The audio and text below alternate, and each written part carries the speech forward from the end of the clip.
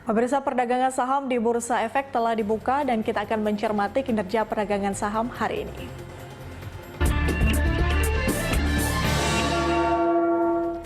Dan untuk mengetahui pergerakan saham hari ini, kita akan bergabung dengan Kepala Riset Praus Capital, Alfred Nanggolan. Selamat pagi, Pak Alfred. Selamat pagi, Petisi. Baik, Pak Alfred, kalau kita melihat bursa kita dibuka di zona hijau ya, tadi ya di level 6.200-an. Tapi kalau kita melihat data real time, ini sudah bergerak menuju ke zona merah. Apa sebetulnya yang terjadi, Pak Alfred? Ya, kalau kita lihat memang koreksi yang terjadi kemarin relatif cukup tidak perlu dikhawatirkan, lebih kepada profit taking ya, atau technical correction. Dan kalau hari ini kita lihat juga kita perkirakan volatilitas bursa memang relatif akan cukup bolak-balik ya, mix ya, naik turun di teritori positif dan negatif, tapi dalam range yang relatif sempit. Jadi saya ambil contoh, tadi pagi menguat cukup bagus, tadi sempat di zona merah, sekarang kembali lagi di zona positif, dan ini menunjukkan bahwa memang relatif sentimennya tidak cukup banyak hari ini dan banyak yang melakukan wait and see terhadap kondisi bursa ke depan. Jadi kondisi itu yang mempengaruhi pasar hari ini, jadi sehingga kita perkirakan hari ini mungkin IHSG-nya ruang range-nya tidak begitu cukup lebar ya, karena banyak yang ditunggu memang. Ambil contoh di pasar global, ditunggu data inflasi. Yang kedua, ini sudah mulai masuk di domestik, masuk dengan musim laporan keuangan. Jadi memang pasar banyak lebih melakukan antisipasi terhadap perkembangan informasi-informasi ke depan. Oke, artinya volatilitas ini akan berlanjut sepanjang hari ini, Pak Alfred?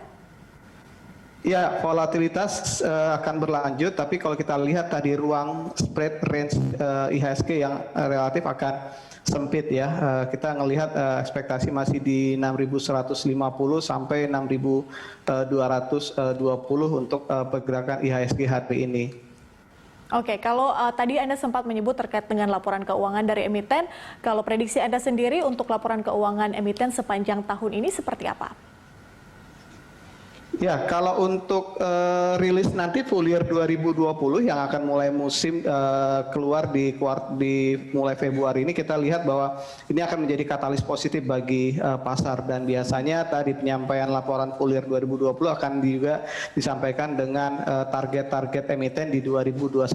Dan kalau terkait dengan performa emiten di 2021, kita ngelihat akan banyak yang mengalami improve, walaupun tadi ada juga beberapa sektor yang masih akan cukup tertekan kondisinya, karena memang faktor kondisi ekonomi yang juga relatif masih kurang bagus di kuartal 1 sampai di kuartal kedua. Tapi overall kalau kita lihat laporan keuangan masih menjadi sentimen positif atau katalis positif bagi bursa kita. Oke, berbicara soal sentimen, Pak Alfred, tentunya banyak sentimen yang akan mempengaruhi pergerakan pasar, bukan hanya hari ini, tapi juga sampai dengan akhir pekan nanti, sepanjang minggu ini. Namun kalau kita berbicara soal proses vaksinasi, Pak Alfred, ini kan sudah diizinkan vaksinasi ini untuk mereka yang berusia lanjut. Apakah ini juga mempengaruhi pasar?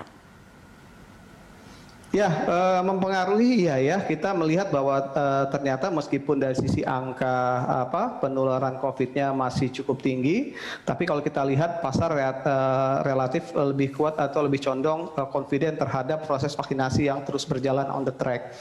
Dan ini yang kalau kita katakan bahwa dengan berjalannya proses vaksinasi ini akan menjadi sentimen yang cukup kuat untuk bisa menahan indeks.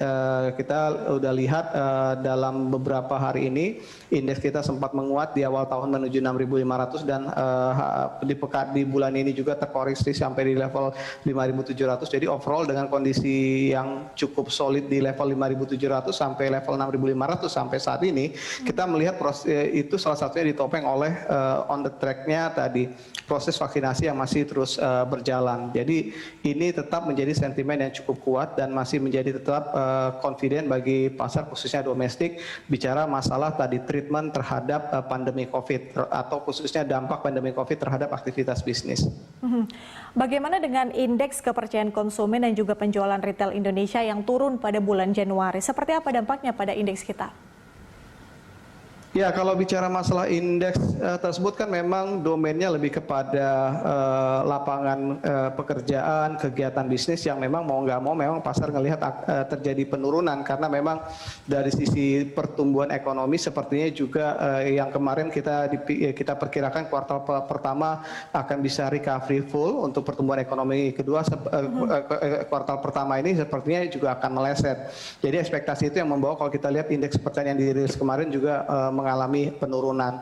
Tapi memang ini kan bisa dibilang dampaknya juga secara global. Artinya pasar juga meskipun melihat dari sisi indeks mengalami penurunan, tapi kalau kita lihat penurunannya bersifat masif ya, tidak hanya di Indonesia saja. Apalagi tadi bahwa di Indonesia khusus untuk domestik sentimen-sentimen bagus seperti SWF, investor asing yang masih catatkan net buy ini relatif masih cukup solid untuk tadi mengeliminasi tadi sentimen-sentimen seperti penurunan di indeks kepercayaan yang baru dirilis kemarin. Oke Pak Alfred, kita masuk mungkin ke saham atau emiten. Kita tahu ada Era Jaya yang kemudian akan stock split 1:5. Nah, apa sebenarnya dampaknya terhadap sahamnya sendiri? Ya, sepertinya dengan datangnya investor retail yang cukup masif ya di bursa saham kita, tentu tadi stock split akan menjadi aksi korporasi yang akan cukup sering dilakukan emiten. Karena sudah pasti bicara stock split itu bicara masalah likuiditas, bagaimana emiten membuat harga sahamnya lebih marketable, artinya ketika semakin kecil nilai sahamnya maka segmen pasarnya tidak akan semakin luas, dan ini yang dilihat oleh para emiten. Jadi era ini merupakan yang bisa dibilang pertama, kita kemungkinan ini akan ramai musim untuk melakukan stock split bagi emiten karena memang bursa sedang kedatangan investor individual, investor retail yang cukup masif dan terlihat dari sisi nilai transaksi yang cukup signifikan yang sudah ditunjukkan oleh perdagangan bursa kita 15 sampai 20 triliun, bahkan di Januari kemarin rata-rata transaksi bursa harian kita 20 triliun. Ini cukup tinggi sekali dan ini yang membuat emiten-emiten tertarik melihat bagaimana kuatnya investor retail kita. Kemudian Pak Alfred, kalau kita melihat juga ada isu terkait pemerintah yang dengan Tesla yang kemudian akan berencana melakukan kerjasama terkait pengembangan baterai litium dan juga pabrik energy storage system. Nah, bagaimana kemudian ini berdampak di saham sektor nikel?